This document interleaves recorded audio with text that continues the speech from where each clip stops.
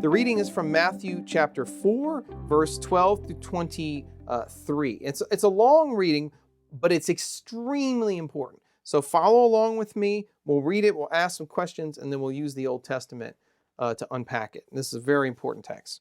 So, chapter 4, verse 12 says this. Now when Jesus heard that John had been arrested, he withdrew into Galilee. And leaving Nazareth, he went and dwelt in Capernaum by the sea, in the territory of Zebulun and Naphtali, that what was spoken by the prophet Isaiah might be fulfilled. Here's the quote from Isaiah. The land of Zebulun and the land of Naphtali, toward the sea, across the Jordan, Galilee of the Gentiles. The people who sat in darkness have seen a great light. And for those who sat in the region of the shadow of death, light has dawned. From that time, Jesus began to preach, saying, Repent, for the kingdom of heaven is at hand. As he walked by the Sea of Galilee, he saw two brothers, Simon, who's called Peter, and Andrew, his brother, casting a net into the sea, for they were fishermen. And he said to them, Follow me, and I will make you fishers of men. Immediately they left their nets and followed him. And going on from there, he saw two other brothers, James, the son of Zebedee, and John, his brother, in the boat with Zebedee, their father, mending their nets. And he called them. Immediately they left the boat and their father and followed him. And he went about all Galilee, teaching in their synagogues and preaching the gospel of the kingdom, and healing every disease and every infirmity among the people. All right, so there's our gospel for this third Sunday in Ordinary Time. There's a lot of important questions to ask about this text. Let's walk through it together. Number one, why does Jesus withdraw into Galilee after John is arrested by Herod?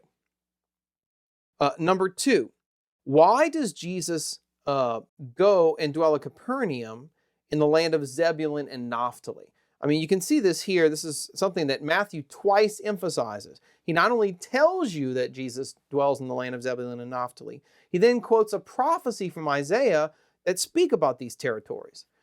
But what does this mean? I mean, for most of us, let's be honest here. When you read those words, Zebulun and Naphtali, do they have any meaning to you whatsoever? Or do you just blow by them? Yeah, okay, land of Zebulun and Naphtali, let's move on.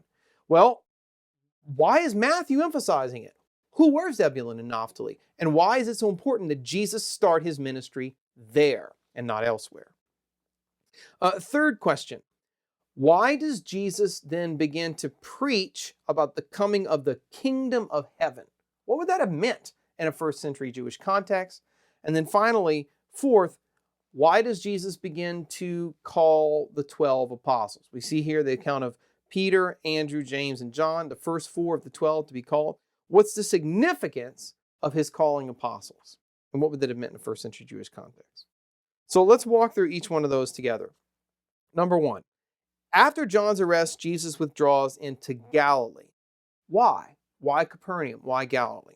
Well, if you think for a minute, it's important to keep straight in your mind's eye that Jerusalem, the capital of Israel, and Judea is in the south. That's the southern territory known as Judah. Galilee is in the northern part of the Holy Land, and that's where Nazareth is. That's where Jesus grew up. So in this case, John the Baptist was doing his ministry in the south, in Judea, and that's where he was arrested, and that's where he was executed, and that's where he was put to death by Herod. So Jesus here goes from the south in Judea, and up into Galilee. He withdraws into Galilee. Why does he go there? Well, on the one hand, just on a practical level, Judea is dangerous now, right?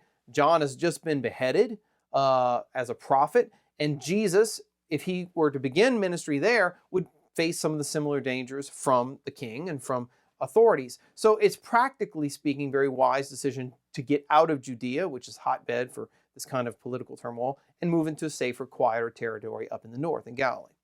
But that's not why Matthew says Jesus goes up to the land of Galilee. Matthew says that Jesus does it in order to fulfill a prophecy, that he goes to Capernaum, to the land of Zebulun and Naphtali, so that the words of the prophet Isaiah might be fulfilled.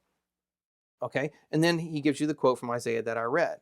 Now, for many of us Christians reading in the 21st century, that prophecy doesn't mean that much. But for a first century Jew, this would have been absolutely critical. Um, why? Well, you have to understand the history of Israel. So you forgive me, I'm going to do a bit of history here, but it's essential for understanding who Jesus is and what he's all about. So for those of you who have the handouts, you can follow along. I've given you a little chart on the handout of key moments in the history of Israel. For those of you who don't, I'll try to hit the high points here. So in ancient Jewish history, according to the Bible, around 1000 BC, so 1,000 years before Jesus comes onto the scene, God promises King David that his kingdom, which is 12 tribes of Israel, right, the 12 sons of Jacob and their descendants, that those 12 tribes as a kingdom will last forever. God promises David that in 1000 BC in the book of Samuel, 2 Samuel chapter 7. However, by 922 BC, after the death of Solomon, the 12 tribes split into two different kingdoms. The 10 tribes of the north become the kingdom of Israel, and then the 2 tribes in the south become the kingdom of Judah. And these two kingdoms are at war with one another, they're in strife with one another, they're divided from one another. And that's how they continued for a couple of hundred years until something absolutely momentous took place. It's sometimes forgotten by Christians, but no Jew would have forgotten it. In 722 BC, so about 700 years before Christ, the Assyrian exile happened. What was the Assyrian exile? Well, the Assyrian Empire at the time in the 8th century BC was extremely powerful, and they came into the northern part of the Holy Land and they decimated it. And they took those 10 northern tribes, the northern kingdom of Israel, they destroyed them, they killed them, and what remained of them, they took into exile. And they scattered them amongst the pagan peoples of the surrounding world. So this was called the Assyrian exile of the 10 northern tribes. If you want an analogy for this to kind of help you see the significance, imagine if in the early years of the United States, when we just had 13 colonies, imagine if 10 of those 13 colonies would have been conquered, say by the French or the English. What would that have done to the United States? It would have decimated the Union. It would have been an absolutely devastating defeat because the majority of the colonies would be destroyed or taken in exile. That's what happened to Israel. In 722 BC, in the Assyrian exile, the majority of the people of God, the majority of the sons of Jacob, the tribes of Israel, were wiped off the face of the map. They were wiped out of they were driven out of the Holy Land and no more. Their descendants were, they had a few remnants here and there, but their tribal land, their tribal territory was now taken over by pagans. All right, that happened in 722 BC. Now, guess what were the first 2 tribes to go into exile in the Assyrian exile?